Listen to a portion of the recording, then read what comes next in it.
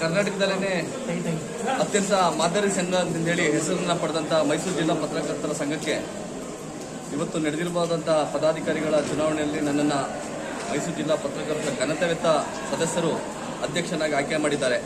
ಬಹುಶಃ ಈ ಗೆಲುವು ಮೈಸೂರು ಜಿಲ್ಲಾ ಪತ್ರಕರ್ತರ ಸಂಘದ ಘನತೆವೆತ್ತ ಕಾರ್ಯನಿರತ ನೈತಿಕ ಹೊಣೆ ಹೊತ್ತಿರುವಂತಹ ಸಂಘವನ್ನ ಮತ್ತೆ ಮಾದರಿ ಸಂಘವನ್ನ ಮಾಡಬೇಕು ಅಂತ ಕನಸು ಹೊತ್ತಂತ ಪತ್ರಕರ್ತರ ಗೆಲುವಾಗಿದೆ ಇದು.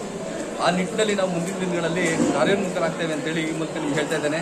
ಹಾಗೇನೆ ನಮ್ಮ ಜೊತೆ ಚುನಾವಣೆಯಲ್ಲಿ ಸ್ಪರ್ಧೆಯನ್ನ ಮಾಡಿ ಹಲವು ನನ್ನ ಗೆಳೆಯರು ಪರಾಭವಗೊಂಡಿದ್ದಾರೆ, ಹಲವು ನನ್ನ ಗೆಳೆಯರು ಗೆದ್ದಿದ್ದಾರೆ. ಗೆದ್ದಿರುವಂಥ ಗೆಳೆಯರಿಗೆ ನಾನು ಅಭಿನಂದನೆಯನ್ನು ಸಲ್ಲಿಸ್ತೇನೆ.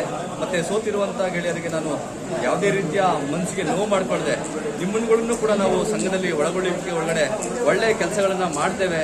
ನೀವು ಕೂಡ ನಮ್ಮ ಸಂಘದ ಒಂದು ಭಾಗನೇ, ನೀವು ಕೂಡ ನಮ್ಮ ಕಮಿಟಿ ಒಂದು ಭಾಗನೇ ಆಗಿರ್ತೀರಿ ಅಂತ ಹೇಳಲಿಕ್ಕೆ ಬಯಸ್ತಾ ಇದ್ದೇನೆ.